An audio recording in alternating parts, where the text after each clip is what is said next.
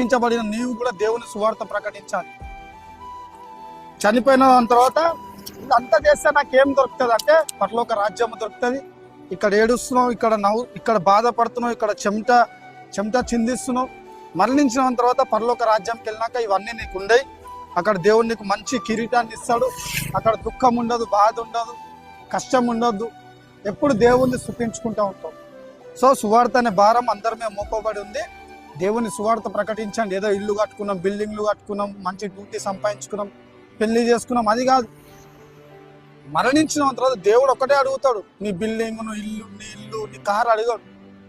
నానా బ్రతుకున్నప్పుడు భూలోకంలో ఎంతమందికి సువార్త ప్రకటించిన, అది ఒకటే దేవుడు అడుగుతాడు. కాబట్టి దేవుని కోసం నుంచోండి, దేవునికి ఒక సాక్షులుగా నిలబడండి, ఒక రోషం కలిగిన క్రైస్తవులుగా నిలబడండి. నీ పాపాల కోసం ఆయన కలవరి శిలువలో మరణించినాడు. అందరి ముందు నీ కోసం ఆయన మరణించినాడు, చనిపోయినాడు. ఒక రహస్యమైన క్రైస్తవులుగా ఉండకండి, ఒక రోషం కలిగిన క్రైస్తవులుగా ఉండండి. దేవుని సువార్త ప్రకటించండి.